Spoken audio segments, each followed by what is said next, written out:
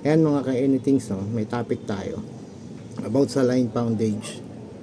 Maraming napuputol yung rod dahil sa maling pounds or yung ibang brand kasi ng fishing line na braided line, katulad ng mga tinetest na bumubuhat yung 10 LB nila, bumubuhat ng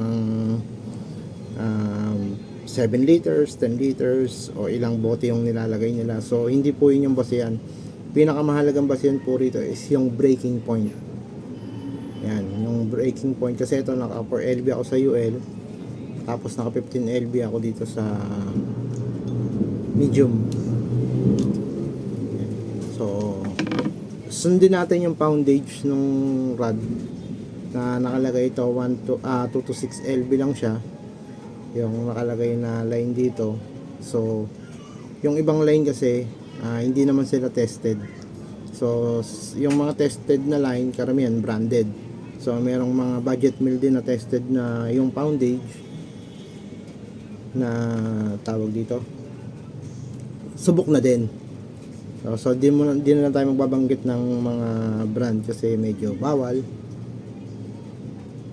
Yun yung magiging topic natin dito. Kasi pinoprotektahan ng bawat isa ng line at saka ng rod, yung bawat isa pinoprotektahan nila yan.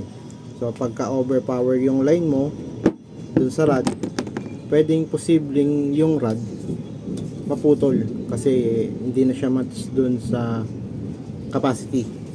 So pag underpower naman sa rod yung LB,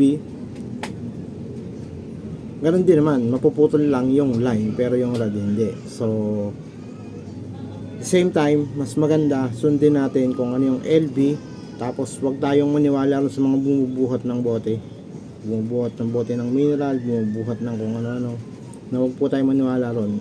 Ang dapat match is yung line and rod. Yan, nandyan po yan, nakasulat naman kung ilang LB yung capacity bawat rod. Yan, thank you.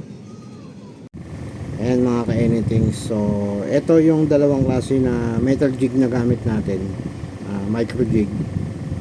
Ito yung malapad is slow sinking, dahan-dahan siya lumulubog.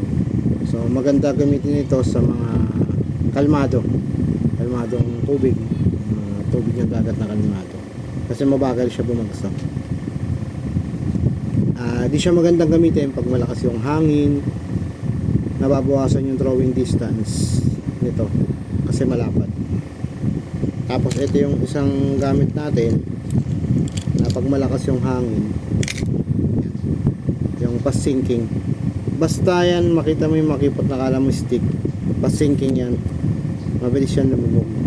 Yan, maganda gamitin ito sa mga maaalon, malalakas yung hangin kasi yung drawing distance nito malayo talaga. Kasi mas aerodynamic to kumpara dito. Ayan, ang lubog naman yan diretso, mabilis. So mas visible din siya ng isda kasi yung crystalline. Tapos may part to na glow in the dark. Nasa yellow basket natin ito mga ka-anything, yung dalawang klase. Pag kalmado, wala ganong hangin, slow sinking. Pag malakas yung hangin, malakas ang alon, fast sinking. Yan yung mga variety ng lure na ginagamit natin na jig. Depende dun sa panahon, tsaka depende dun sa kung lakas ng hangin and lakas ng alon. Yan, pag malakas alon, yan, fast sinking. Pagka kalmado, medyo may ang alon, slow sinking. Yan, yung pagkakaiba nila, yung slow sinking is malapad, yung fast is manipis. Sa throwing distance, mas malayo ito kumpara dito, same na 10 grams. Yan, nasa yellow basket yan parehas mga ka-anythings, kaya na bahala kung gusto nyo mag check out. Thank you.